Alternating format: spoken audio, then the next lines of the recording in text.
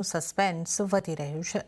સુશીલા કાર્કીએ પોતાનું નામ પાછું ખેંચ્યા બાદ જેન ઝીએ હવે કુલમન સિંઘનું નામ આગળ મૂક્યું છે।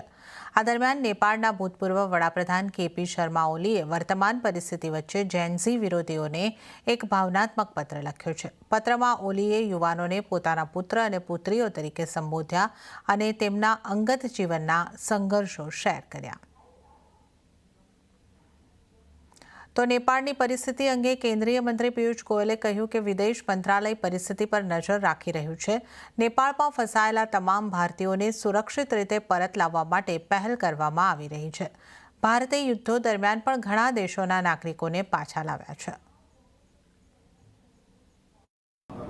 हमारी विदेश मंत्रालय पूरी तरीके से निगरानी रखे हुए है वहाँ की परिस्थिति पर। कल ही रात को मेरी वहाँ के एम्बेसडर से भी बात हुई जो वहाँ पे राजदूत हैं और कारोबार संभालते हैं भारत के लोगों को ठीक ठाक से वहाँ पे रहना, वहाँ से वापस भारत आना, उसकी चिंता कर रहे हैं और हेल्पलाइन भी शुरू की गई है। अगर किसी को भी किसी प्रकार की वहाँ चिंता हो, कोई वहाँ हो तो अवश्य जानकारी दें उस हेल्पलाइन पे। ત્યારે જ